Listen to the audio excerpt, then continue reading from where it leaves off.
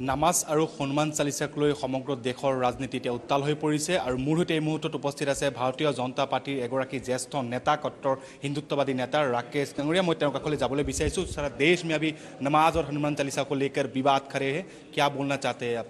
हो क्या रहा है असल में ये? देखिए, सामाजिक सांस्कृतिक प्रश्नों को हमें मिल बैठकर विमर्श के द्वारा सहमति से निदान करना चाहिए।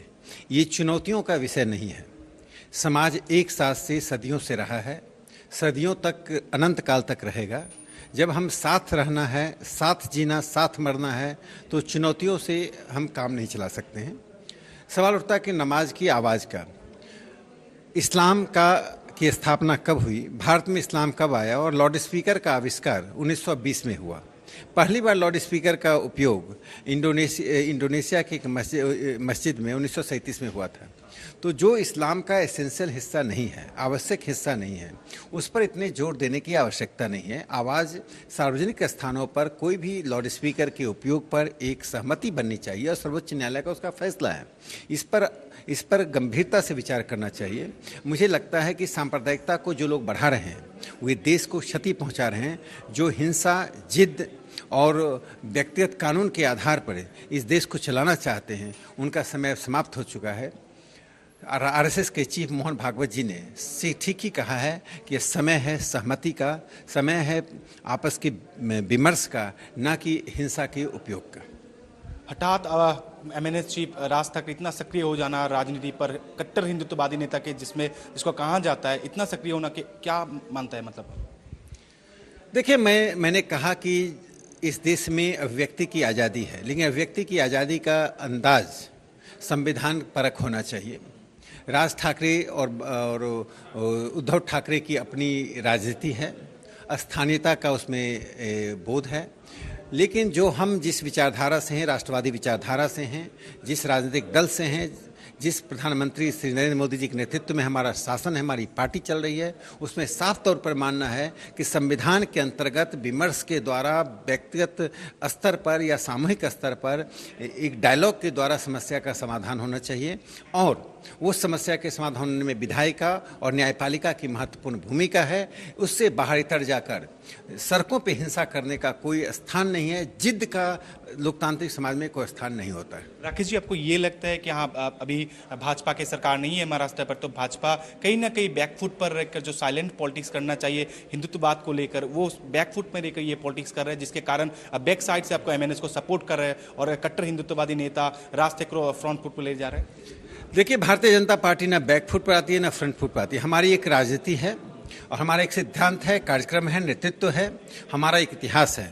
हमने अपने इतिहास में कभी भी छिपाकर राजनीति नहीं की है। जो सिद्धांत है, संविधान के अंतर्गत हिंदुत्व के सिद्धांत को लेकर चलने का काम भारतीय जनता पार्टी करती है।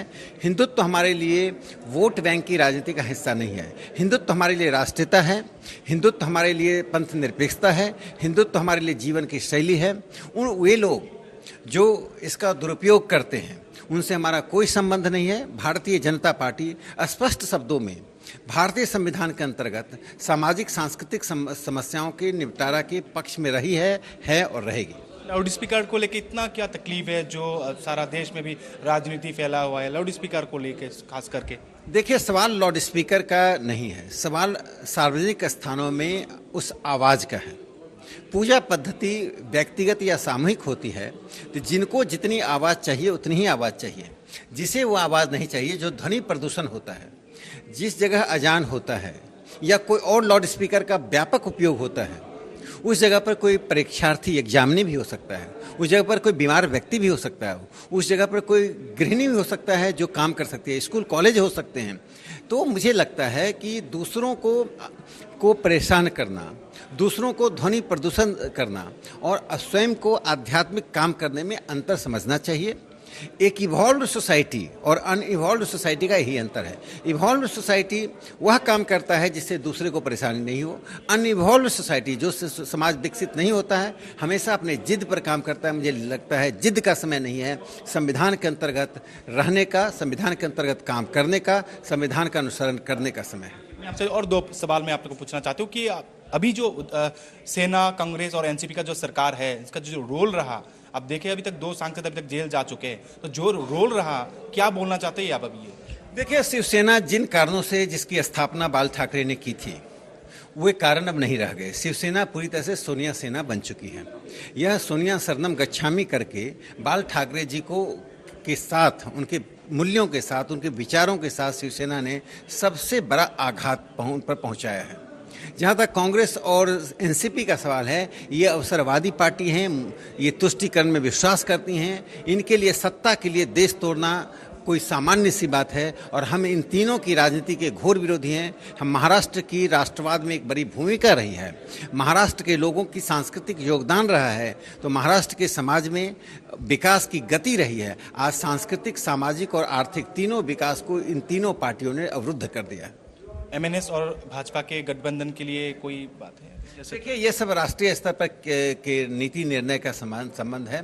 भारतीय जनता पार्टी महाराष्ट्र में एक मजबूत सशक्त पार्टी है। आने वाले समय में हमारी सरकार बनेगी, हम सत्ता में रहेंगे। इन अवसरवादी पार्टियों का कोई स्थान नहीं है। जनता समझ चुकी है और काठ की हांडी चढ़े न दूजो बार, काठ की हांडी दोबारा चूल्हे पर नहीं चढ़ती है। इन तीनों के प्रयोग को हमने देखा है, अनुभव कर रहे हैं और महाराष्ट्र की जनता परेशान है। संविधान से इतर जाकर ये सरकार काम कर रही है। पिछले बार आपको जब मैं मिला था तब मैं आप ये सवाल बोले थे कि हाँ, असम में भी माइनॉरिटीज़ लोग की बहुत जो ताकत है बढ़ चुके हैं, लाउड स्पीकर को लेकर भी आप बोल चुके हैं, तो आपको इस सवाल क्या बयान? देखिए, देश के सभी हिस्सों में संविधान लागू होता है। जो इस्लामिक देश हैं, अरब में 1921 के मई में एक रेगुलेशन निकला था जिसमें लाउड स्पीकर की आवाज़ 1/3 अजान में कर दी गई थी। अरब देश तो अरबिया तो इस्लामिक देश है। ब्रिटेन ले लीजिए, अमेरिका ले लें, जर्मनी ले लें, नीदरलैंड ले लें। नीदरलैंड में सिर्फ 5 से 7% ही मस्जिद लाउड स्पीकर का उपयोग करती है। इन सभी देशों में आवाज़ की एक सीमा निश्चित की गई है। तो पूरी दुनिया में ध्वनि प्रदूषण एक समस्या है। किसी धर्म से, किसी धर्म की प्रार्थना से किसी का विरोध नहीं है, लेकिन वह प्रार्थना उन प्रार्थना करने वाले लोगों तक सीमित रहे। वह प्रार्थना दूसरे लोगों तक क्यों ध्वनि के रूप में पहुंचे? जो व्यक्ति विभिन्न कार्यों में लगा, मैं कहा कोई परीक्षार्थी हो सकता है, एग्जामिनी हो सकता है, कोई बीमार व्यक्ति हो सकता है जिसे आराम करना है, कोई काम करने वाला व्यक्ति हो सकता है। तो प्रार्थना से यानी अजान से, इबादत से किसी को परहेज नहीं है। परहेज यह है कि सोसाइटी को इवॉल्व करना चाहिए, संविधान के अनुकूल, आधुनिकता के अनुकूल और समाज के अन्य लोगों की सुविधा के अनुकूल अपने आप को ढालने की कोशिश करनी चाहिए। ऐसा लगता है कि आपको अजान को लेकर समस्या है, लेकिन हनुमान चालीसा पढ़ाने के लिए कोई आपको समस्या नहीं? हनुमान चालीसा को पढ़ना और अजान करना दोनों अपने अपने अध्यात्म की चीज़ें हैं, दोनों में कोई विवाद नहीं है। दोनों का लक्ष्य ईश्वर की प्राप्ति है। यदि दोनों का लक्ष्य ईश्वर की प्राप्ति की जगह सत्ता की प्राप्ति हो जाए तो समस्या होती है। हमारा हनुमान चालीसा ईश्वर की प्राप्ति के लिए है, अजान ईश्वर की प्राप्ति के लिए है, सत्ता की प्राप्ति के लिए नहीं है। इन चीज़ों का उपयोग राजनीति के लिए, राजनीतिक कार्यों के लिए नहीं होना चाहिए।